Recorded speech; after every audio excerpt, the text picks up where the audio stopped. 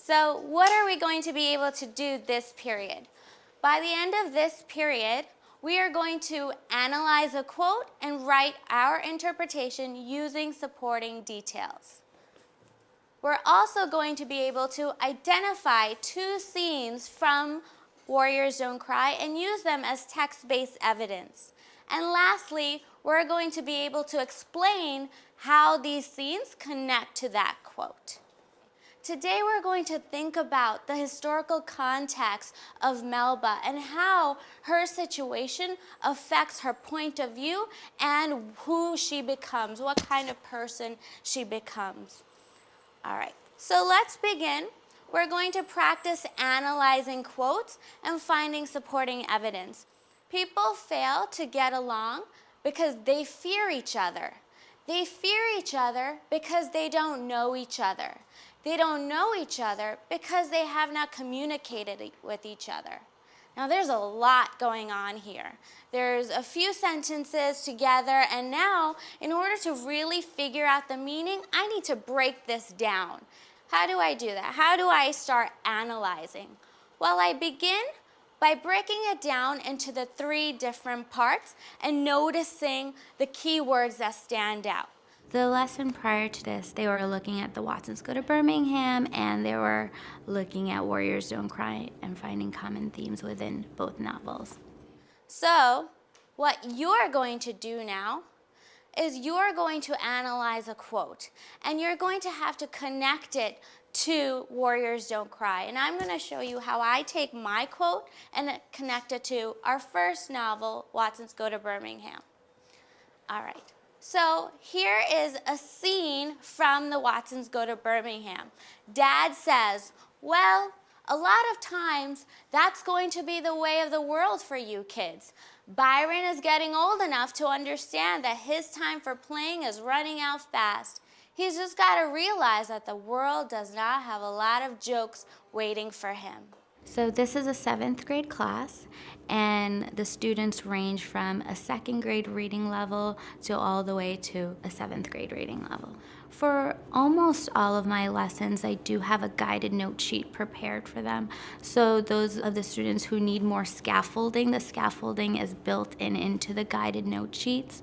The second text that we read, Warriors Don't Cry, was a much higher level, more difficult text for them to get through. So prior to reading the chapters, we went over unfamiliar vocabulary that they might encounter in the text.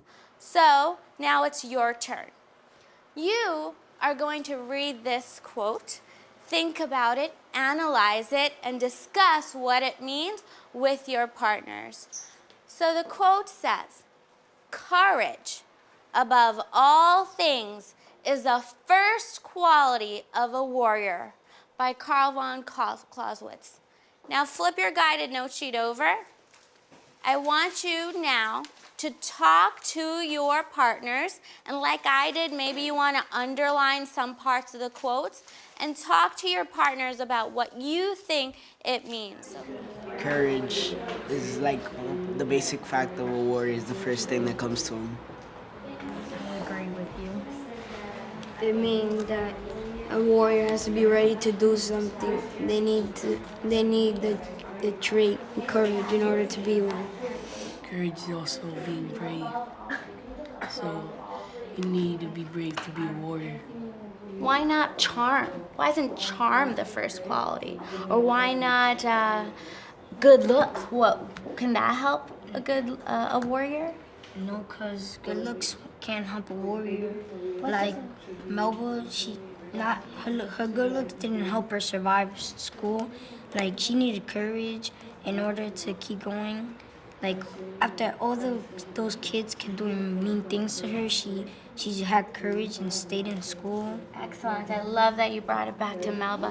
What does Melba have to do? Why is Melba the warrior? Because she's integrating to Central High.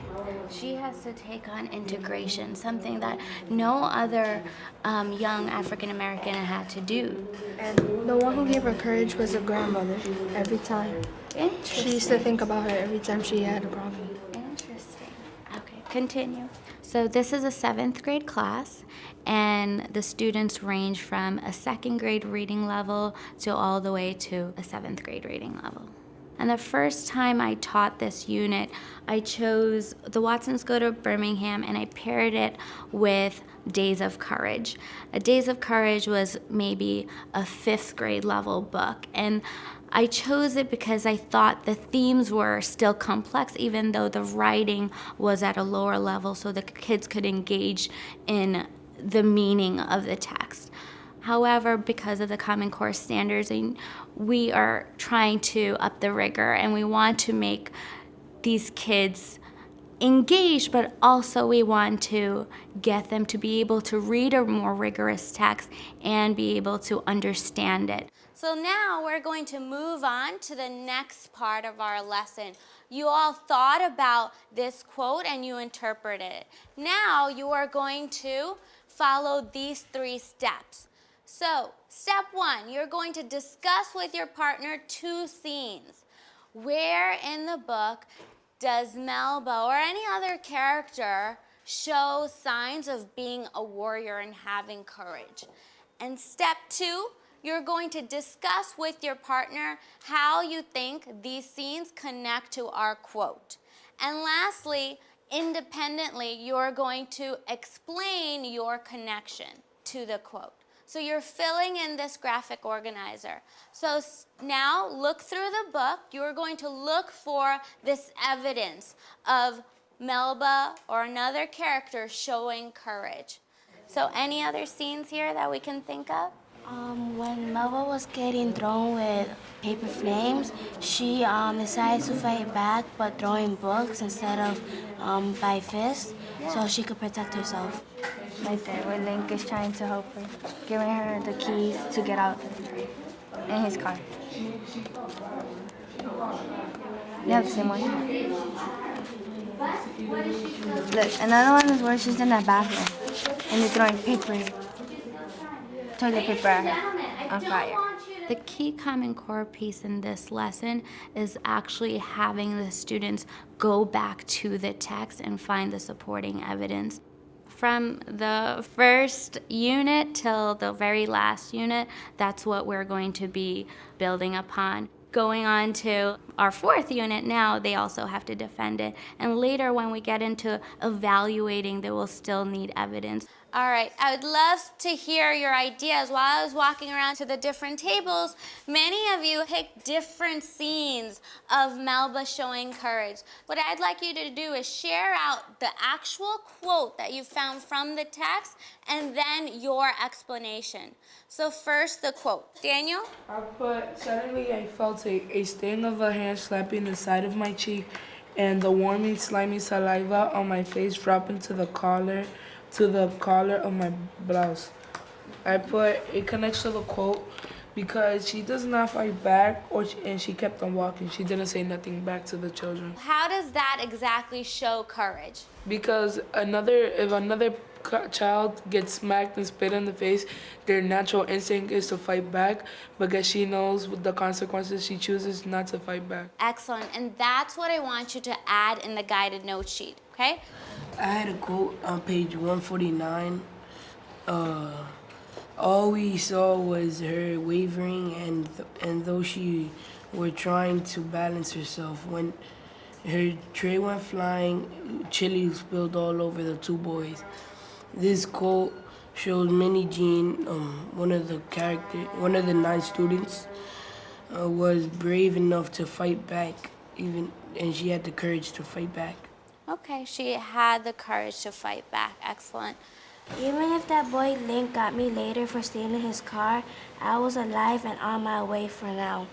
I put that this connects to the scene because Melba had a hard time trusting Link because of his skin color, and she thought she was going to do something bad to her, but she didn't care a lot that she was still alive. Wow, it did take courage for Melba. She had to open up and actually trust Link. So that also takes courage. Bradley? I got from page 121 to 123, around there. It said, near the end of the day, I was walking down a dimly lit hallway with Danny following when I spotted a boy who put a shiny black object in my face and burned my eyes. And this quote shows that even though she almost could have became blind, she still went back to school. She had the courage to still go back, even though, like, they kept doing mean things to her. Excellent. So it shows some resiliency. She was determined to go back to school, and that shows courage. Excellent. And I liked how you had a little debate there at your table. Someone said, no, that doesn't show courage. It just shows that she got attacked. But Bradley made a good point by saying, well, even though she got attacked, she still had the courage to go back to school. All right, so we have to wrap up now. You guys did an excellent job. So they might not want to grow up and be an English teacher or writer, but in any field they choose to go into, they're going to need evidence. So as a doctor, before you give a diagnosis, you're going to need evidence of what the disease or symptom might be. If you want to be a lawyer, you're going to need evidence to back up your case. So I tell them that evidence and those details are important, and that's what we need to back up our ideas. No one's going to listen to you if you don't have support, and that support is what's going to strengthen their argument, whatever it might be.